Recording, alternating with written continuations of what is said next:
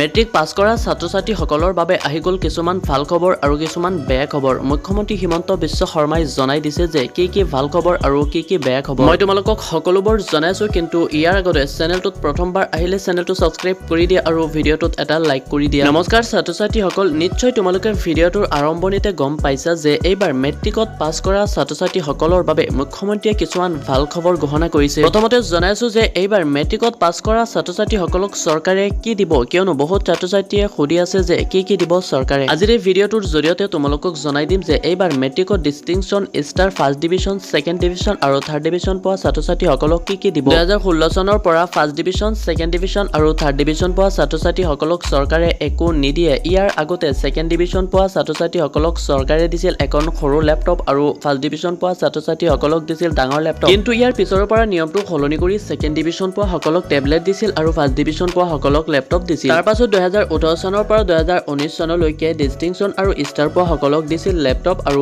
তাৰ পাছত 2020 চনৰ পৰা 2023 চনলৈকে ডিষ্টিংশ্যন আৰু ষ্টাৰ পোৱা ছাত্ৰ-ছাত্ৰীসকলক দি আহিছে 16,000 টকাকৈ স্কলাৰশ্বিপ। বাট এইবাৰৰ পৰা ডিষ্টিংশ্যন আৰু ষ্টাৰ পোৱা ছাত্ৰ-ছাত্ৰীসকলক নিদিয়ে কোনো এৱাৰ্ড বা পইচা। এইবাৰৰ পৰা দিয়া হ'ব আনন্দৰাম বৰুৱা কেছ এৱাৰ্ড। বাট এই কেছ এৱাৰ্ড সকলো ছাত্ৰ-ছাত্ৰীয়ে লাভ নকৰে। পিছে এই কেছ এৱাৰ্ড কোনবোৰ ছাত্ৰ-ছাত্ৰীয়ে লাভ কৰিব? মুখ্যমন্ত্ৰী হিমন্ত বিশ্ব শৰ্মাই ঘোষণা কৰিছিল যে প্ৰথম 10,000 ছাত্ৰ-ছাত্ৰীসকলক প্ৰদান কৰা হ'ব এই কেছ এৱাৰ্ড। বাট কিমান টকা দিব সেয়া উল্লেখ কৰা নাই। ছাত্ৰ-ছাত্ৰীসকলৰ বাবে এইটো এটা বেয়া খবৰ, কিয়নো আগতে যিহেতু ডিষ্টিংশ্যন আৰু ষ্টাৰ মাৰ্ক পালে ছাত্ৰ-ছাত্ৰীসকলক পইচা দিছিল। এই খবৰটো ভাল সেইসকলৰ বাবে যিসকলে 10,000 ৰেংকৰ ভিতৰত থাকে। আৰু ছাত্ৰ-ছাত্ৰীসকলৰ বাবে আৰু এটা বেয়া খবৰ হ'ল যে এইবাৰৰ পৰা টপ 10 ৰেংক নহয়, টপ 5 ৰেংক থাকিব। ইয়াত তোমালোকে চাব পাৰিছা যে টাইম 8 শ্বেয়াৰ কৰিছে SSLCৰ শীৰ্ষ 5টা স্থান গহনা সেৱাৰ। প্ৰথম স্থানত যোৰহাটৰ অনুৰাগ দলৈ 593 পাইছে। দ্বিতীয় স্থানত আছে বিশ্বনাথৰ ঝৰ্ণা শইকীয়া 590 নম্বৰ পাইছে, আৰু তৃতীয় স্থানত মাজুলীৰ মানস প্ৰতিম শইকীয়া 588 নম্বৰ পাইছে। চতুৰ্থ স্থানত আছে সৰুপেটাৰ বেদান্ত